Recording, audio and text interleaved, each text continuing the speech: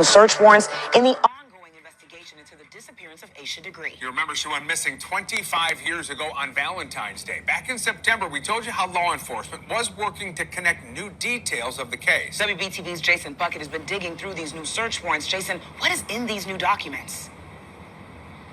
Yeah, these 3 new warrants were released here today at the Law Enforcement Center in Cleveland County. Now, they call for the seizure and search of cell phones belonging to members of the Dedmon family. Now, you may remember that family was mentioned in warrants put out back in September. Their home also searched. Today, these warrants showing some text messages and communications between the family. In the fall of 2024, Cleveland County sheriffs carried out a series of search warrants on the home of Roy and Connie Dedmon. Deputies seized evidence, including green vehicles they say matched eyewitness descriptions of the last car Asha Degree entered in 2000. Now, the warrants at the time listed the Dedmons and their 3 daughters as persons of interest. The new warrants released Tuesday call for the seizure and search of phones belonging to Roy Dedmon and his daughters Lizzie and Sarah. Now, Lizzie would have been 16 at the time of Degree's death. In the warrant, we see a text message from her to middle sister Sarah. It says, "The theory is I did it. Accident. Covered it up." Sarah replies, "No, why would it be you?" And another text from Sarah to Lizzie. Sarah says, "They think it's our shirt. It's not her shirt. Her mom said it wasn't hers." Sarah then adds, "I don't remember that shirt. I'm scared though. Dad is probably going to be a huge suspect." In the last text referenced in the warrant, Lizzie tells Sarah, I want to do what Dad says." Later, Sarah texts, "You don't want something we do or say impact him, but we also can't be living like this either." The warrants also share testimony from a friend of the Dedmons who came forward after their home was searched last year. He told detectives that he was at a house party in the 2000s when he overheard a, quote, heavily intoxicated Lizzie say she had killed Asha Degree before being shushed by her sister Sarah. Now, I want to read for you one last section here of the warrant. This is from February 10th, 8 days ago. It says a detective here approached Lizzie Foster, asked her to take a polygraph test. She was asked whether she was concealing information, quote, and was found to be deceptive. Now, keep in mind, this warrant is basing information they've gathered so far. They are going to seize those phones of those family members, so we're expecting to see more coming out as this investigation continues. For now, though, here live in Cleveland County, Jason Puckett, WBTV, on your side. That's bombshell information. Jason, thank you. Just last Friday marked 25 years of searching for Asha Degree. Over the course of that time, there have been several major developments in the case. You can find a full breakdown of every twist and turn on our website. Now, before I start this video, ladies and gentlemen, I'd like to thank Non-Ether Nitaru on TikTok for this story. Now, for a lot of you that don't know or crawl under a rock, the incident happened in Shelby, North Carolina, when 9-year-old Asha Degree went missing. And this is like Valentine's Day, February 14th in 2000. Now, fast forward 25 years later, right? One of the sisters, and this is a white sister, right?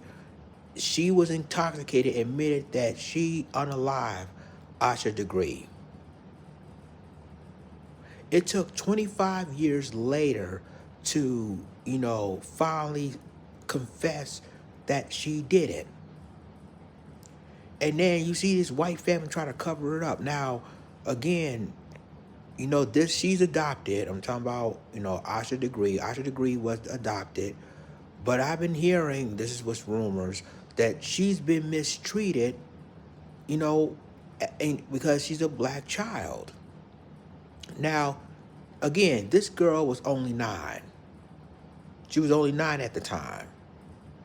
And you telling me you waited 25 years later to now say that one of her family members admitted to unalive this 9-year-old girl, this little girl? And all the years that nobody has been charged or anything like that. But I guarantee you, if this was a white girl, they would have been charged in a second. So, again, the investigation happened. Last year there was a lot of updates, a lot of text messages and everything. But to be clear, they unalived this girl. Plain and simple. And it took 25 years later to finally admit it that happened. Now, you see the documents. They knew that the family covered up this crime. They knew that one of their daughters unalive this 9-year-old girl, but at the same time, they didn't care. The criminal justice system didn't care. This is North Carolina. And it happened in Shelby, North Carolina.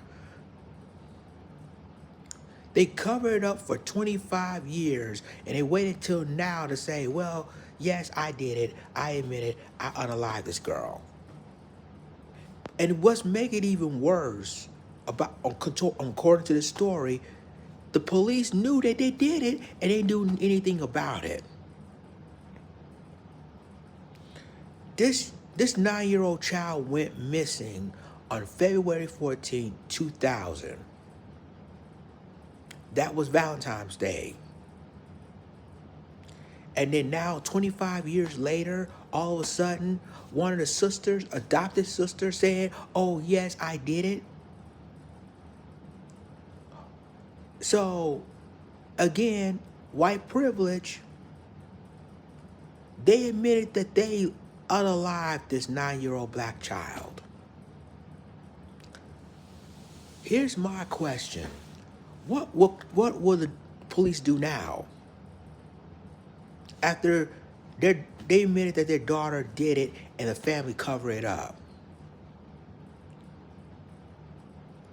I hope they, in my opinion, I hope they'll lock every last one of them up, locked up one of the sisters that did it, lock up the entire family to cover it up, because that's basically accessory. That's accessory to deletion. So yeah, I want all the family members to I want every last family member to be locked up for this. The question is, will they? Let me know what y'all think in the comments.